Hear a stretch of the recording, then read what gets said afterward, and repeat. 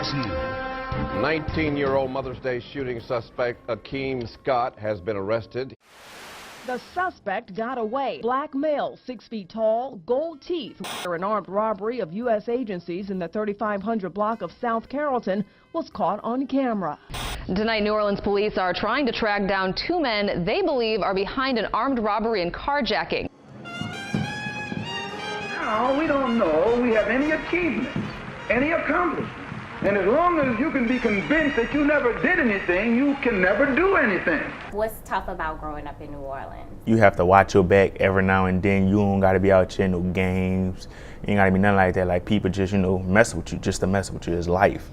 But, like, I don't know. For me, it was tough because, I was like a troubled child at first. But I progressed and I'm better now.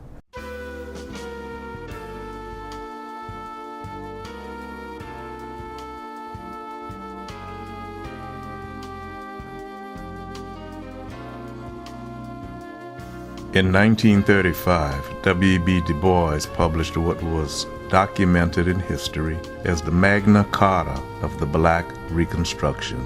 Du Bois certainly was a thought leader and a Renaissance man. Du Bois was a sociologist, an author, a civil rights activist, and a historian. His book, Black Reconstruction in America, chronicled the accurate and heroic contributions of African Americans to the Reconstruction era. Receiving much criticism from his white counterparts, his literary work challenged the patriarchal ideology which held that the Reconstruction era was catastrophic due to the laziness and ignorance of African Americans. His literary work revolutionized the way that African Americans were depicted during this critical time in history.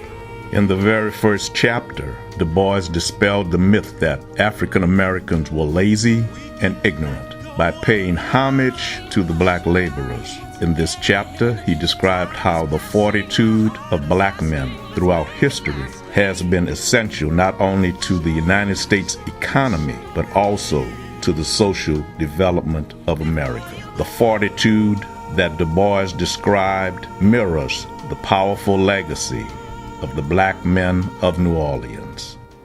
The song goes like, I am a genius, I am a genius, and you are a genius, and you are a genius. I am a genius, I am a genius, and you are a genius, and you are a genius. My name is Kobe Terry, and I'm 5. I go to St. Leo, and I want to be a firefighter. My name is Caleb Johnson, and I'm in 3rd grade. My favorite subject is math. I want to be a nurse and a fireman because I like to help people. My plans after high school, I thought about it like different things, like the architect, medical field, things like that. I'm not fully sure what I want to get into yet. At first I wanted to be a photographer. I want to minor in photography, but I want to major in anesthesiology. So I want to do that because, the pay. So. Then people say, oh, what do you want to be? You grow up, I used to be like, I want to be the first black president.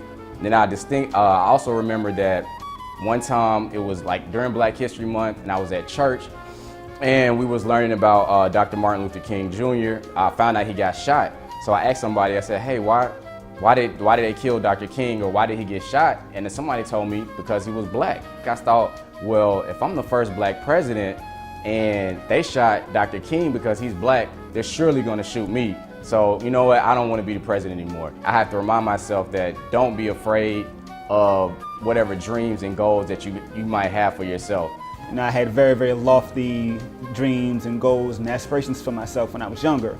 I wanted to be a scientist, I wanted to go cure diseases and just be the greatest of all time. And I think I do good work now, but I don't do what I thought I was gonna do then.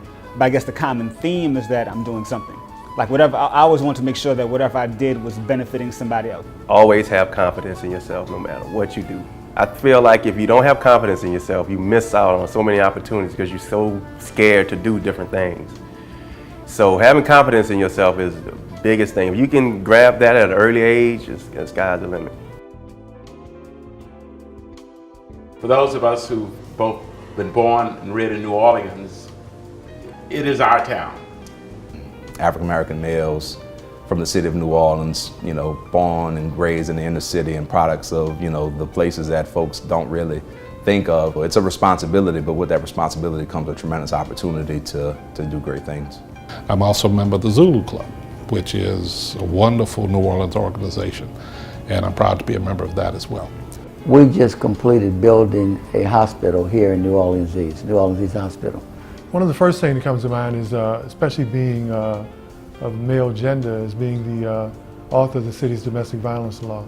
A lot of people don't even realize that with all of the women that we've had in politics, it was actually a man that was the lead author that worked to make sure that the laws against domestic violence were enforced. I always been told if you're a well-rounded person in school, you're gonna be a well-rounded person in life, because you're not subjugated to one specific thing or one specific area. Like, I'm the type of person, I'd be subjugated to sports, but then at the same time, I'm gonna try everything else so I can have a broad of, knowledge. So I feel like when you have a broad aspect of the thing, you could just be open-minded. You're not an acute thinking person. I feel like that's like one of the reasons why I don't get into trouble. I don't do the things that everyone else do, because I'm busy. I try to be active at anything as possible. So if you just keep yourself busy in positive things, like in the future, it's gonna help you in different subjects and different categories. So just try to keep busy and do much things as possible. What is one of the greatest challenges that you face as an African American man? Waking up. I walked out of a gas station, and an elderly black lady, I'm not even gonna say elderly, an older black lady. I was behind her. I was getting off of work, so I wasn't in my best attire. But I walked out behind her and she froze up and said, "Can you go around me? I'm not comfortable having you behind me." I didn't know what to do, so I laughed. I laughed, and then I proceeded to let her know how insulting she was. For her to be a black woman, to look at me and feel that way, it was disheartening. It's something that we deal with every day, whether it be from someone white, black, no matter where it comes from, we get it every day. And that's disappointing, and I hope that's something that we can really change long term. I think it's always going to be that stigma that we still have to work harder than people, that we are inferior in what we do, managing the perception based upon looks, people thinking that we're lazy, incompetent, ignorant, and knowing that's not the case. The eye's always on me, the target's always on me, and I'm always under probably a little bit more scrutiny, and I don't think I have the monopoly on that. I think that's something that we all face. But it's having to daily feel like you're representing more than just yourself. So what I try to achieve is just not my own goals, it's the goals of a collective. And my mistakes, when I make a mistake, are not just my own mistake. Sometimes they get attributed to all African American males. You hear about a horrific crime, you hear they're looking for a suspect, you pray he doesn't look like you.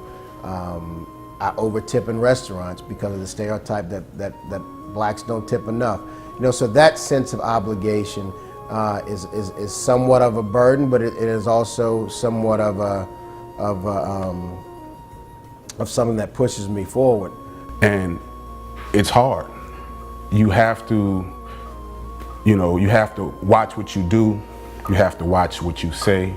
You have to watch who you hang around. You have to watch and pay closer attention to everything you do in comparison to a white male or just even black women. I mean, we starting to get there, but there's always gonna be something negative about African American men. I mean, we live in New Orleans. Most of the crimes that's committed by African American males, but it's just the youth, because we misled. Every time you see them about African American males, it's always negative. So I feel like they portray us in a negative way, what they should give us more credit to where it's due, that we actually do more positive things. We actually do they have African American, successful men that sit down with the youth and talk to them about certain things. I mean, I'm lucky because I had people to sit down and talk to me about my future and what I want to do in my life. Some people never had that option. I would say that trying to define, what it means to be a black man, constantly changes.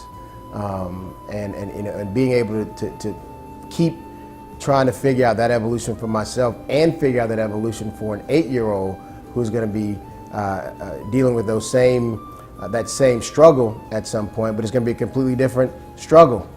Well, I think being a black man in America is enough adversity, regardless of what experiences that you have. So, I'm a black man, a physical education teacher, so they think that you're not intelligent. All you know how to do is coach, all you're interested in is ball. And so you don't get respect as it relates to that. And I would always be considered in the school district a young black man who was just gonna go out there and just do discipline, and really gonna straighten those kids out, And I knew that my skin color would inhibit me from maybe attaining a school principalship in an academic school. And I also knew that I could never be a principal of Ben Franklin, despite whatever I did or how good I was, merely because I was an African-American man in a school district that historically has been, offered inequitable educational opportunities for African-Americans, whether it's through kids or whether it's through adults and professionally. So I understood that, very, very early on. One thing I think that we as black men have to really do is overcome ourselves. We have so much in our minds that can be our biggest enemy. And if we don't, wake up every day and know our worth, know what we're worth to our companies, our families, to the world, then we tend to beat ourselves down. When things don't go right, it's like, oh man, I'm about to get in trouble, this and this is about to happen. Or, I didn't do this, okay, somebody's gonna yell at me for this. And really, I think the approach I take is, I'll own up to my mistakes, but I'm just as good as anybody else out there. I grew up in an era when black men defined their masculinity by having 2 and 3 jobs and making sure that things were taken care of, not only economically, but also socially. One of my first internships in college, I went into the internship, I think I was 19 years old, and the job was just littered with so many very smart and intelligent and well-spoken and well-dressed professional black men that I had never seen before. And I wanted to dress like them and talk like them. And I said at that time, I think this is kind of how I want to grow up once I come out of college. I've always had a real interest in how things worked, what makes things work and what makes things happen. I would take things apart, and for the most part, I could pretty much put them back together and they would work. Sometimes I would wind up with some spare parts, but as I grew older, I realized that before I damaged something expensive or caused a fire somewhere in the house, I better learn how some of this stuff really happens. So I started reading some books, watching some programs, and taking some classes. And I would always want to feel that at the end of the day, that Lord has blessed me with, I can lay in my bed at night and say, I've accomplished something today. I didn't take it for granted, because every day is not going to be a good day. Every day you're not going to have your best health. But if you keep 3 things in order, you'll always succeed. That's God, family, and community, and they have to stay in that order. Before the Civil War, New Orleans was home to the largest population of free black men, and the economy of the city of New Orleans was generated by innovative craftsmanship, labor, and business acumen of these black men. Black men like Norbert Rillieux, who was an inventor and engineer. In the year 1843, Norbert invented a sugar refining evaporation technique that revolutionized the sugar refining industry's efficiency. Black men like brothers Bernard Soule and Alvin Soule, who were very successful merchants and real estate brokers in the 1850s. They purchased property in both Treme and in the French Quarter. Their properties have been noted on the National Historic Registry and featured on the HBO hit series Treme. Black men like Tommy LaFawn, who in 1864, he went on to become a prominent philanthropist and was the first black man in New Orleans to whom a school was named after. We play outside together. We play games together. It feels great being an older brother because all the stuff that I did his age wrong, I could teach him how to do better than what I did.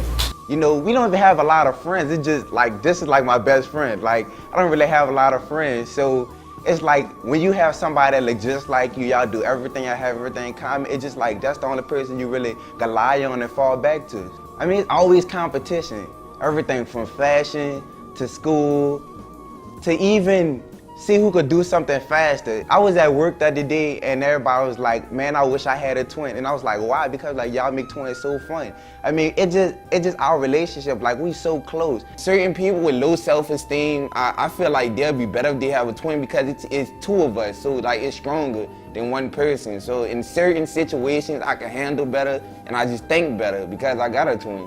I remember standing by two guys and they were talking about why it was so hot and the oxygen level in the gym. There was a little conversation. I don't even think they knew I was paying attention.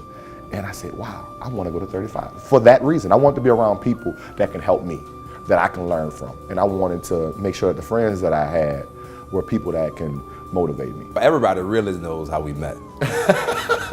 I took him off the street to the 7th Ward.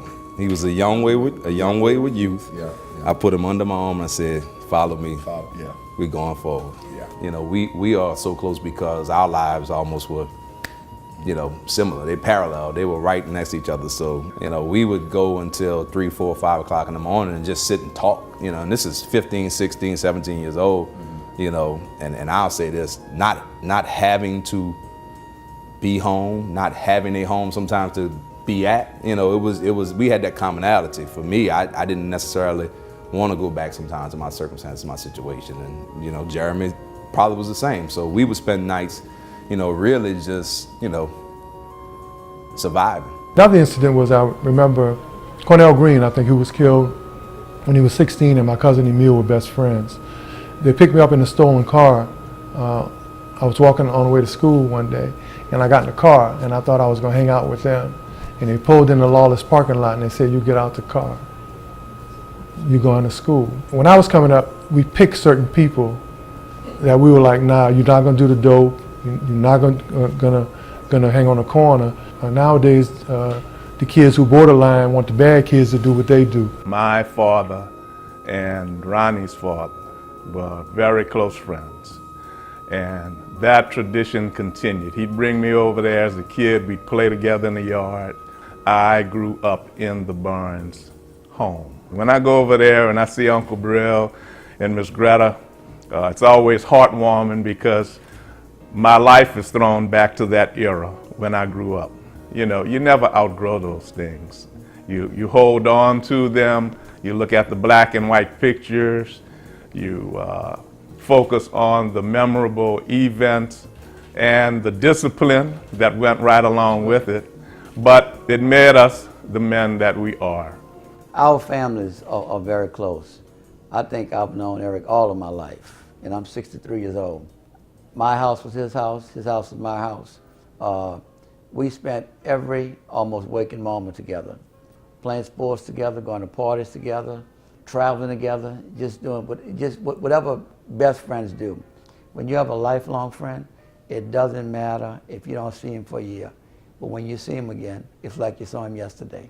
When I look at my life and just growing up and having a best friend, somebody that you know is always there for you, somebody that you know that you can discuss any and everything with, somebody that don't judge you, even when you know you made a mistake, that's what I call Eric Wright. So it has been a love fest for both of us, and we've had a lot of fun in our lives.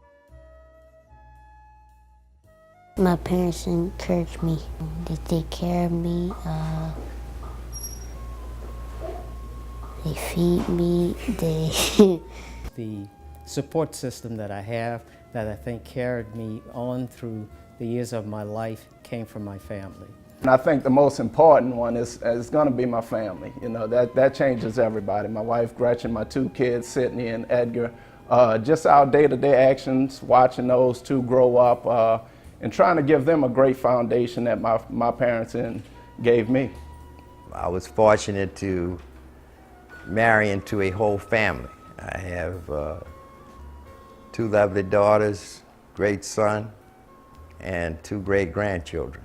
I also have another daughter and grandchildren in Baton Rouge, and I spend a lot of time with my family. My parents inspired me.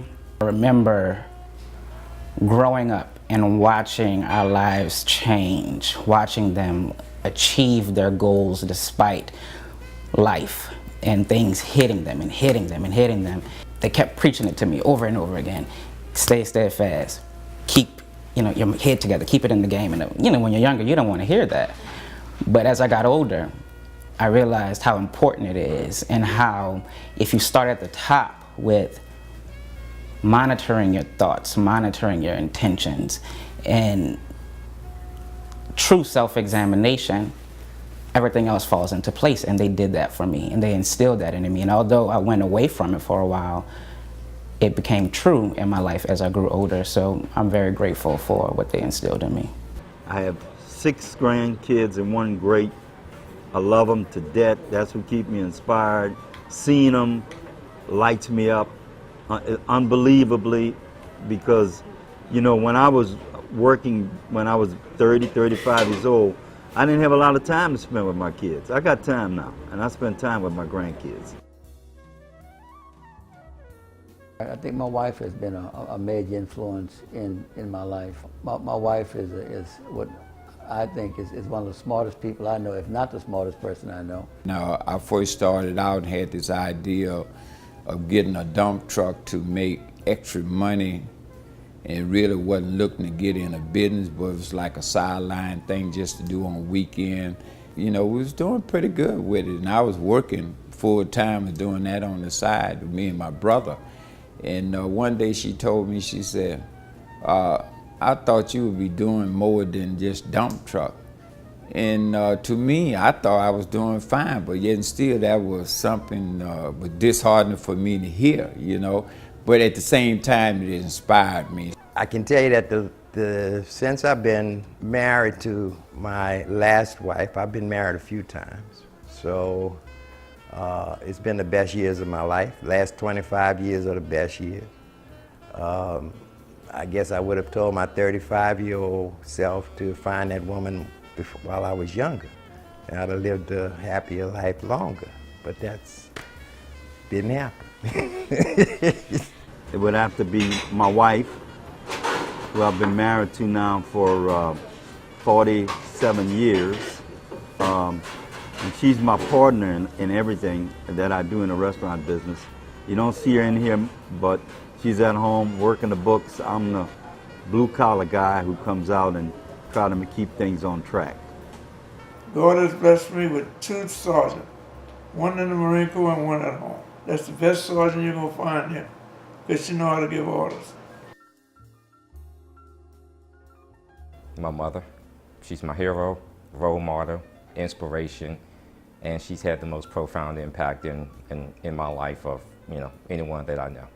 I look back on the things she's taught me now, and I'm like, she was really raising me to be a man. Just the stuff she had me doing. So my mom really inspires me.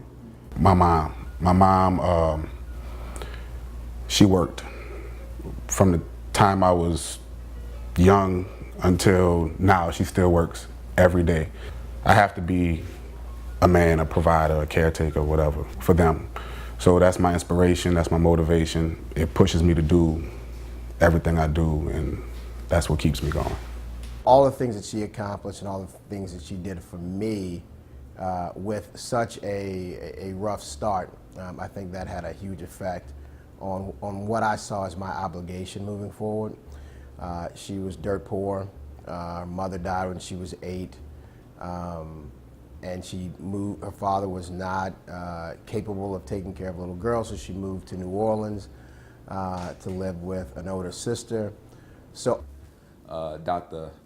Margaret Rosella, DuVernay, Montgomery, Richard, and you know with that many names, you know that has to be a powerful individual. She's definitely been there as my support system. She's actually encouraged me just recently enroll back in school. And she's definitely helping right now with the situation in my life with my dad. A consistent person has been my mother. She has, one of the parents in the family. She is, she's always been supportive. She has never not been there. I cannot think of a time when she didn't have something encouraging to say, when she, had pat me on the back and said, you know what, it's gonna be okay. And she always told me, pick yourself up. Somebody's smarter than you, study harder. Somebody's faster than you, train harder. If they're stronger than you, lift harder, but never give up. And that's something that's always stuck with me. So if anyone's ever really been that big influence, it's really been her. She's been very successful in her life. And at most, I've always said, I gotta match that somehow, She's never disappointed me. And so I would have to say she has been one of the biggest motivators, biggest influencers, biggest influences rather in my life. You can be raised by strong women. Yeah. And that's what I was raised by. Mm-hmm. I always call my grandmother as a sergeant. She know how to put you in line. The word discipline, you had to learn that from day one. I have the greatest respect for Miss Greta. She knows how to get you to relax, communicate, and feel at home. And I always felt that that's the kind of family life that was ideal, that I wanted to aspire to, that I wanted to attain one day. Miss Gertie was a school teacher, someone who, when you met Miss Gertie, you know you had to stand up straight. Kind, loving, but very disciplined. Everything had to be in its place. Didn't understand why it was not in its place. And if it wasn't, she made sure you got it in place quickly. The one story I like to talk about Miss Gertie, early in my career, I worked for Liberty Bank. She would come to the bank at least once a month to check her interest. She would have that interest figured out to the penny. And she would double check with the bank to make sure the bank had the numbers correct also. But like clockwork, she would do that. During the school year, I talk to my dad, and when I'm having trouble, I always talk to him, and he helps me go through stuff. Having a son that I can spend time with, have conversations with, and help grow is truly a blessing. A person that influenced my life, I'm going to say my grandfather. I mean, he's not my real grandfather, but he been in my life most of my life, so it's like, to me, that's my real grandfather. He talked to me about everything, female, school. So I mean, that's somebody I always look up to, because he never did nothing wrong. Like, that's the first man I really know that he never been to jail out of his whole entire life. I mean, that's a positive thing to me, so I always look up to him. He teach us the right thing. That's one person, like, anything I want to talk about, anything I feel like I need to talk about, I can just rely on him, because he always get the best advice. Mr. Wright, a legend. One of the things that stands out in my mind more than anything, Mr. Wright had a family. He had 2 jobs, maybe 3 jobs at times, but was focused and committed to go back to get his master's. That was going to provide a little bit more for his family. Mr. Wright also, he was what was called a truant officer. He would ride around and make sure that kids who were not in school get back to school. He would pick up these kids and talk to them, tell them why they should be in school. There's a better way. Very patient man. As our baseball coach, very patient, very disciplined, knew how to reach each individual kid on that team. Me and my father spent a lot of time together. I got all of his attention as a boy, and I definitely appreciate all of the lessons that I've learned from him. Even when he didn't know he was teaching me lessons, I'm still learning today. My dad was a man who enjoyed life, but as our needs grew, he put those things aside, which is I see a lot of men don't do today. That there are too many so-called parents who want to balance street life, social life, professional life, and family life. My father thought that there was only one life, and that was taking care of his family. I can say that growing up, even as young as early years of a teenager. I've got to say, I always admired and honored Winston Barnes. And I'm going to tell you why. I mean, he was the kind of man that not only coached for 8 hours a day and taught in the public school system. When he came home, he had time for family, and then he was always doing an improvement project around the house. And, you know, that's a man to be admired. That's a man with commitment. But even with those attributes, he was a person that I learned later in life was a Montfort Point Marine. And I think that experience taught him discipline, and he carried it with him. The death of my father really put me in a position to understand that there was a lot that I wanted to do that he didn't get an opportunity to do. He died young, he died at 35, about the age, literally the age I'm right now. So it really inspired me throughout to always want to live my life. One, understanding that life is short, but two, to make an impact that I know that he would have done if he'd had an opportunity to continue. I am who I am because of the experiences I went through, and I'm able to share that even through my coaching.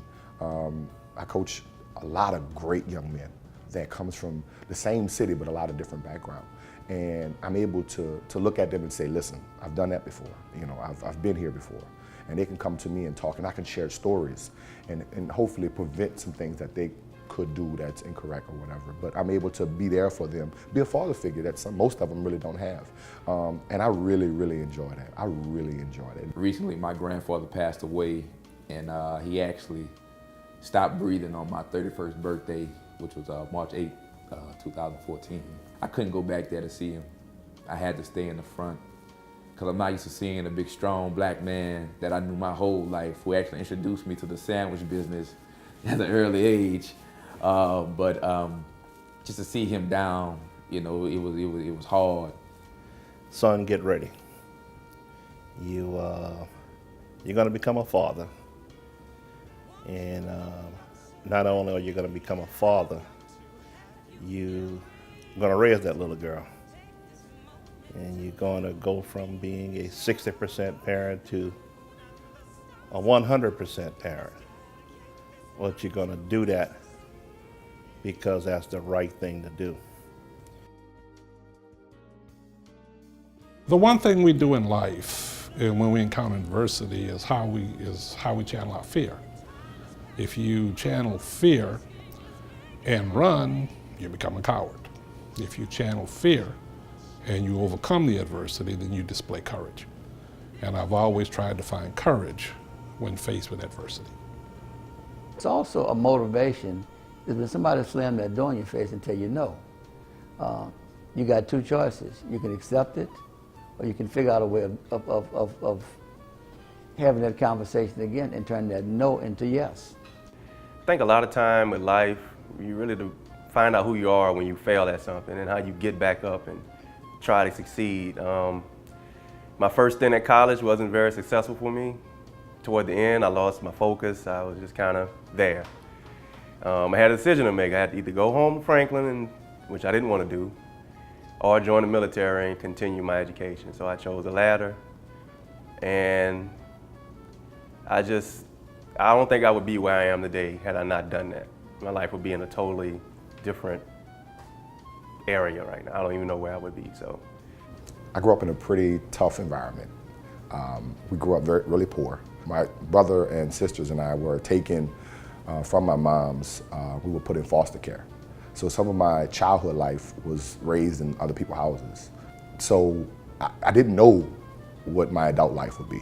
But when I became a teenager, when I became a young man and understood that there was a bigger life out there, a better life out there, I wanted to be a business owner. I wanted to have control of my own fate and my own life. I wanted to be successful in anything I did. Well, my father been incarcerated, my whole entire life. It's like, I'm gonna say it's like a negative and a positive thing because, sometimes I can't go talk to my mom about certain things because it's like I want it in a male perspective and she only could give it to me in a female perspective. That's why I have my grandfather there. But then I feel like it's like a power thing because everybody who do negative things that I see, I take, okay, my father did this so I know not to do that.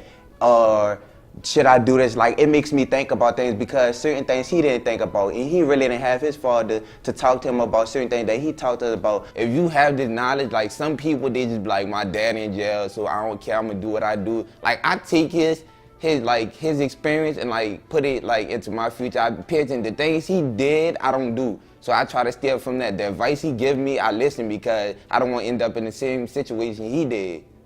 So, I went to school and, clowned, fooled around, didn't really pay much attention, and I think a lot of folks looked at that and thought that was, indicative of the fact that I was either irresponsible or that I had no drive or no concept of what it was to be, accomplishing things, when the reality was I would leave school every day and go and live this very, very responsible life where, I had to do things that my peers and counterparts were not doing, so, I came to school to get away from life, not to live this high school life. So I tell myself, just have fun and enjoy it because, it was a small window of opportunity to be normal, to be regular, and regular in a world for me that just was abnormal and irregular on a daily basis.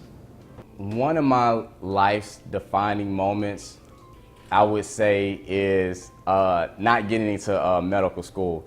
I think that was my first time really experiencing failure. And it hit me hard because, like I said, I never really, quote unquote, failed at anything. I think one of that defining moment is experiencing failure in that magnitude and having it shift like my whole perspective on life. So I went over to have a beer with the individuals. And I walked into the place and the bartender told me that they could not serve ends. The other banking officers who were management of the bank sat there and laughed about the situation. I said, if I have to depend on you people for my future, I'm out of here. He said, those individuals who did not stand up for you will probably remain in that spot for a long time to come. And in fact, my future did flourish. I did not let that deter me because I would have left the banking industry and perhaps would not have had the opportunity to learn the business and be what we are today. My family and my extended family, my very close friends who were around me at that point, they wouldn't let me give up, and we've all been there for each other. The defining moments are the things that make us who we are today. If you look back on some of those things, they make you stronger because you can't let them beat you. So there are obstacles in life that will come about, but you have to take those obstacles. And what I have learned how to do with a lot of things in life, whenever I see an obstacle, I also look at it as an opportunity. So even today, if I run across adversity, if I run across that obstacle, I'm looking for the opportunity in that obstacle. There's always an opportunity in an obstacle. The most inspirational thing for me now is to impart what I've learned to young people, to try to help them avoid some of the mistakes I've made and avoid some of the pitfalls I've stepped in. There's always somebody else behind you who's ready to move forward. There's a lot of challenges, but the biggest challenge for me is making sure that I go back and talk to younger people, 16, 17, 18, about decision making, maybe persevering through failures. That was a big point in my life. If I had somebody to push me more at that age, I think I would be in a better place now. I mean, I think a lot can come out of one generation interacting with another generation. I think both actually gain from that interaction. So I would suggest that that 35-year-old look back and reach back. Because I do think there's an obligation, but I struggle with whether or not I'm doing enough.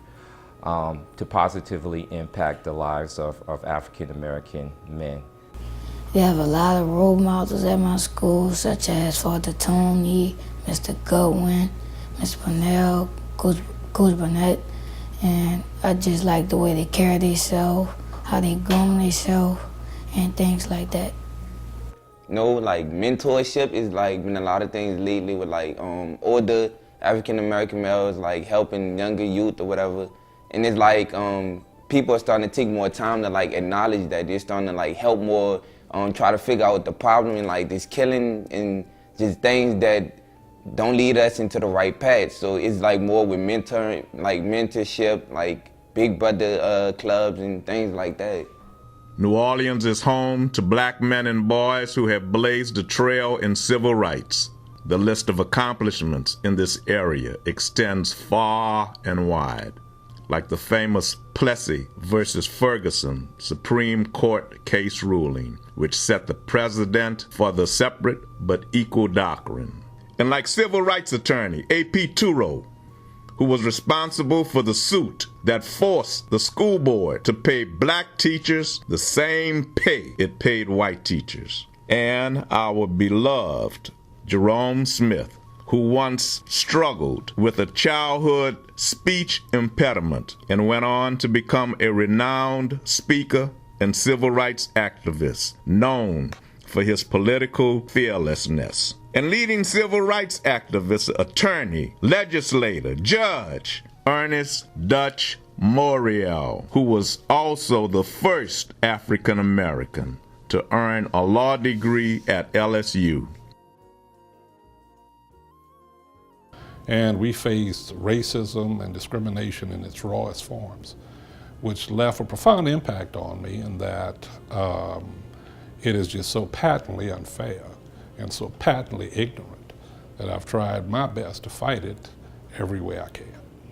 Not long after we were elected, I actually lived for a few days in Desire Housing Project with a fellow by the name of Henry Fagan, God bless his soul, who's now deceased, who's by many people's account the mayor of Desire.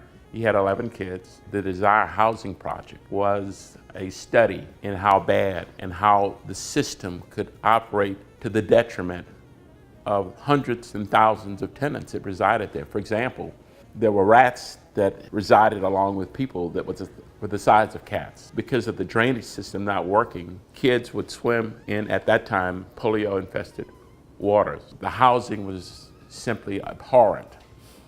And the Black Panther Party had moved in, and they had begun to do what the city had not undertaken, which was to deliver services to the people. They provided a breakfast program for the kids. They provided protection, if you will, for mothers who were going to and from to get public assistance.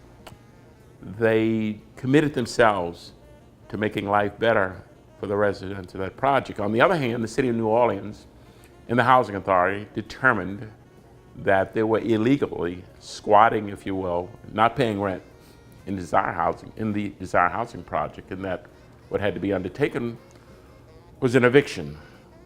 And so there was a 3 a.m. staff meeting at City Hall. I was the only African American in the room, I think, and someone volunteered me to go to police headquarters with the mayor to help direct the military operation, if you will.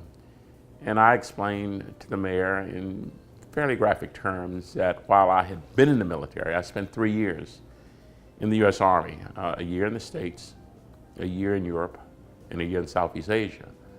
But I was not brought on as a military advisor. And so therefore, I would not be involved in helping to advise an operation, the purpose of which could have resulted in the loss of life on both sides. And so I walked out of the office, headed down to Desire. On the way, we gathered a small, if you will, coterie of folks, and we became a negotiating force. We were able to achieve a nonviolent settlement. There were over 200 police officers that came into Desire, heavily armed. The Panthers were also armed.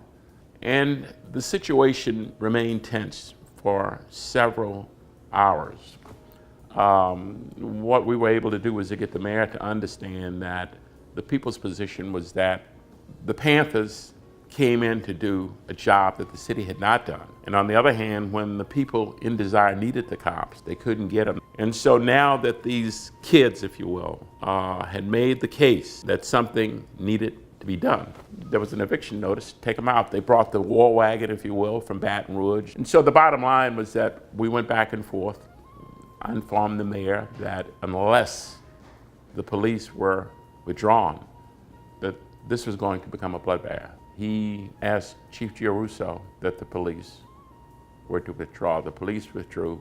So what happened was that when the Panthers came out and they were pleased that the victory had been achieved without bloodshed. When I went to work at WDSU, I was home from New York to do a career day program for the Urban League.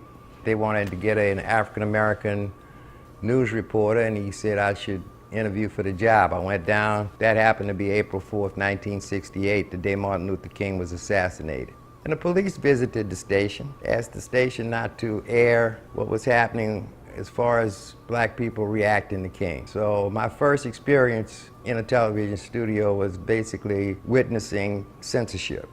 So there were a lot of incidences along the way. I remember going to Clark School not long after Martin Luther King's assassination, talking to Gerald Email. You know, he was telling me about how we were gonna go and empty the school and make it a holiday and rent a Circle Theater and have a program on Black history. And we did that. We emptied the school and did that, you know, and it probably was Jerome Smith talking about the beatings that he took in Macomb, Mississippi as a freedom rider. Or Dave Dennis talking to me hours before those civil rights workers were killed in 1964. It probably was a Rudy Lombard who explained to me in detail the sit-in demonstration that him and other Corps members did. So I think there's a lot of individuals, a lot of experiences, unplanned, unknowingly, but here I am, and that's been my life. Even when the Korean War, I was a sergeant, and they had white sergeants. We would always go to town. We went to Camp Pendleton, California, and we went to this restaurant before we got to LA, and everybody ordered. So when the orders came, I didn't get one, you know. So the other sergeant said, wait a minute, Son Barnes don't have his plate, where's that now? So the manager said, well, we don't serve blacks in this restaurant. You know what those guys did? What did they do? Took the plates and turned them over on the table and waited for them to call the police or something. And they didn't want to have that embarrassment. I'm determined to do what I have to do. You know, went overseas and came back in one piece, raised my family, well educated, and looked like overnight they're growing.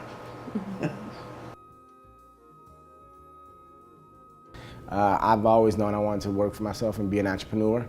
There was some indecision about what that business would be. At one point I thought it would maybe be a computer technology firm, but as I matriculated through my college education and into my career, it became more evident that I would be a marketing and communications guy, and started my own marketing PR firm 6 years ago when I was 25 years old. I always had a hustler's mentality, so I always did something on the side. I sprayed houses on the side. But I did bookkeeping work. I did bookkeeping work for a number of doctors. And these doctors owned a building at 200 South Broad Street, a medical building, group of African-American doctors. And I managed that facility for them. So I got a chance to see firsthand real people in business. You know, one of the things that you have to do when I think you're serious about doing this is talk to people who is doing it, has done it. Talk about their struggles, their challenges. And networking, having good mentors, people you can talk to, just understanding what the challenges are. and just waking up every morning excited to go out and master your craft, because every day is a learning experience. I got the first franchise when I was 25, and that was in 2008, July 2008. I would definitely have to say that, just stepping out on your own, taking risk, and just having a lot of, some doors closed in your face, just having people going against you, and just, people just in shock and just in disbelief about what you actually can do. I started Raw Engineering at the age of 25. And I was only able to do that because of my time at West Point, my experience, and some of the credibility that lent to me as a young African-American man, starting a business in a predominantly white industry that is predominantly run by older gentlemen. And when I say older, I mean in their 60s and 70s. So walking in a room as a young black guy, tattoos all on my arms, and really looking like the person that didn't belong in the room, having that background and having that credibility of having a West Point degree allowed me to move to that next defining moment, which would be, starting my company and being able to grow a business to be what it is today, the largest African-American-owned engineering firm in the state of Louisiana. In the arts, culture, and tradition, there was Big Chief Tootie Montana, a New Orleans legend. He was a descendant of the very first Mardi Gras Indian tribe, which was established in the 1880s.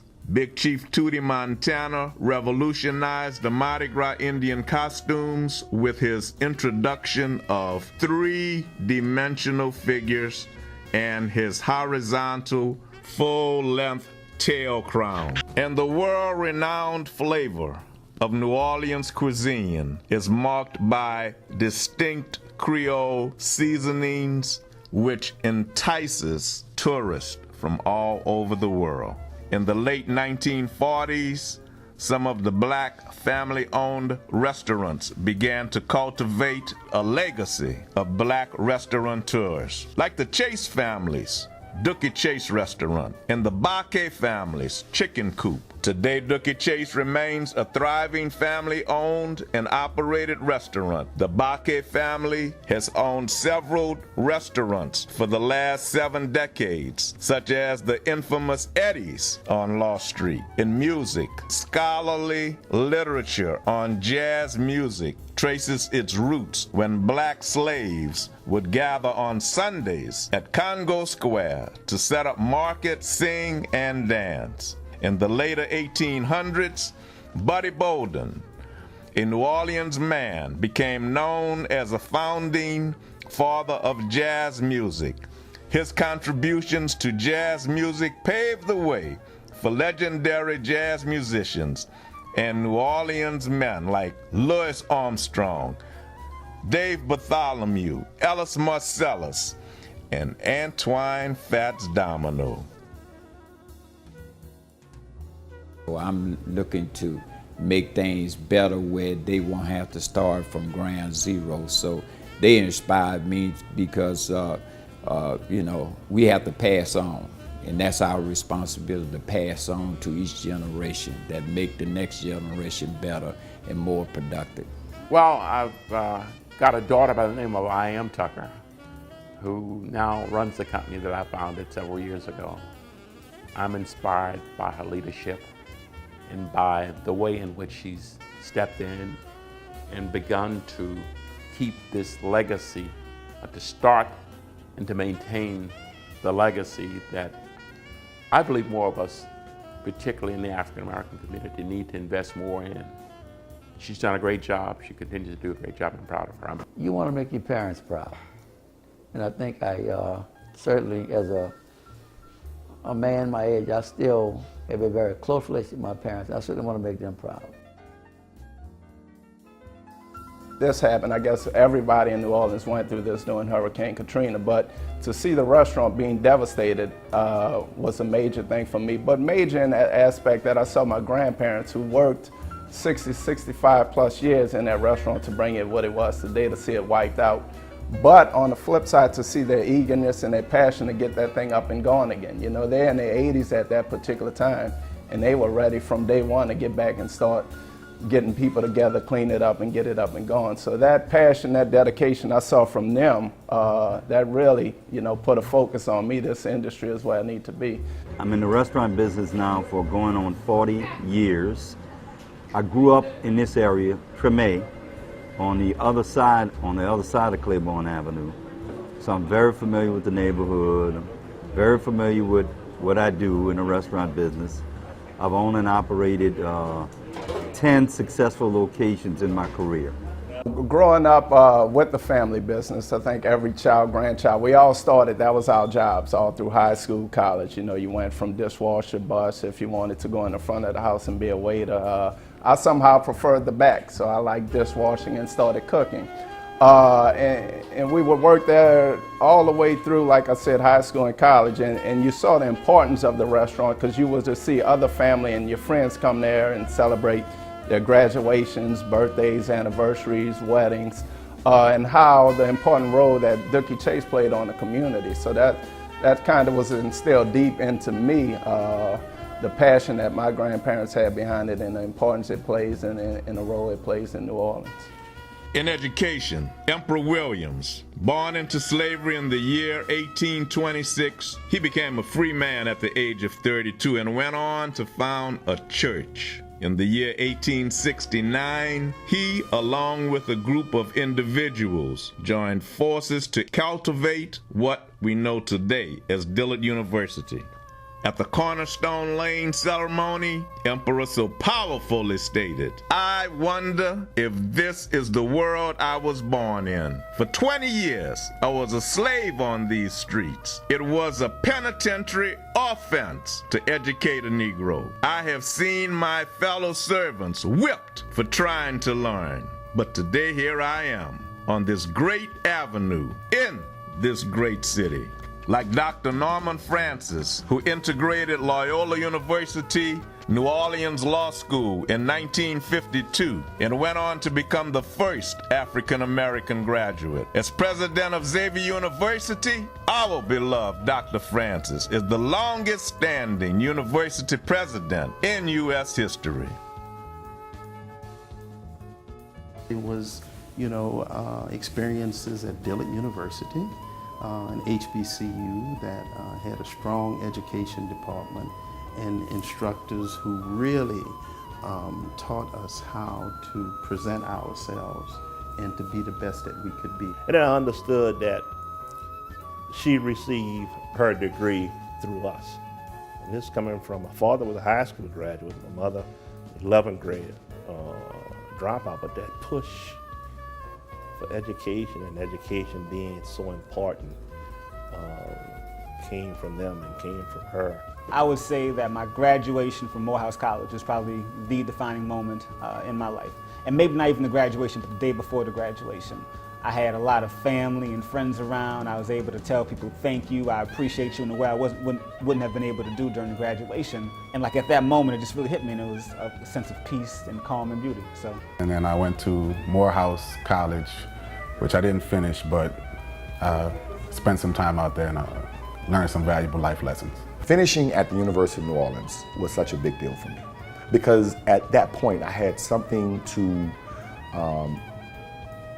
give to my kids in terms of, you can do it. Someone has to break the chain of poverty and my mom didn't finish high school or go to college. I was the first one in my family to finish college.